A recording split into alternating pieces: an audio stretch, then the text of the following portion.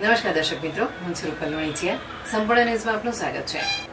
અખિલ ભારતીય આંજણા સમાજ મહાસભા મહિલા વિંગ તથા ડીસા શહેર ચૌધરી સમાજના સંયુક્ત ઉપક્રમે સંસ્કાર સાથેનું શિક્ષણના મુખ્ય ઉદ્દેશ્ય સાથે આંજણા ચૌધરી સંસ્કાર શિબિર અને મહિલા સંમેલનનું આયોજન અર્બુદા વિદ્યાસંકુલ ખાતે કરવામાં આવ્યું હતું.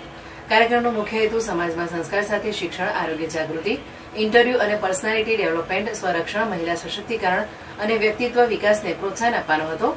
શિબિર દરમિયાન શિક્ષણ અને કારકિર્દી, આરોગ્ય અને જનજાગૃતિ, આત્મરક્ષા, સોશિયલ મીડિયા જાગૃતિ તેમજ સાંસ્કૃતિક અને ધાર્મિક મૂલ્યો જેવા વિષયો પર નિષ્ણાતો દ્વારા માર્ગદર્શન આપવામાં આવ્યું હતું. આ પ્રસંગે રાષ્ટ્રીય અધ્યક્ષ મહિલા wing doctor Ritaben Patel, Deesa DYSP CL Solanki, Banaskantha education inspector Gitaben Chaudhary, motivational speaker Devrajbhai Chaudhary Surat તેમજ ડોક્ટર હિરેનભાઈ પટેલ ઉપસ્થિત રહી વિવિધ વિષયો પર માર્ગદર્શન આપ્યું હતું. ડીસા શહેર ચૌધરી સમાજના પ્રમુખ વક્તાભાઈના જણાવ્યા મુજબ શિબિરમાં અંદાજે 200 જેટલી દીકરીઓ અને 100 જેટલી મહિલાઓએ ભાગ લીધો હતો. આ પ્રસંગે ડોક્ટર રીટાબેન પટેલે જણાવ્યું હતું કે પરિવાર આપણો પાયો છે અને સમાજ આપણી ઓળખ છે.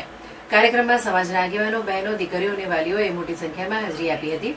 ડીસા શહેર ચૌધરી સમાજના અગ્રણીઓએ ઉપસ્થિત રહી આશીર્વચન આપ્યા હતા. સમગ્ર કાર્યક્રમનું સંચાલન વિનોદભાઈ, મહેન્દ્રભાઈ, ડોક્ટર ગીતાબેન અને ગીતાબેન રમેશભાઈ ચૌધરી દ્વારા કરવામાં આવ્યું હતું.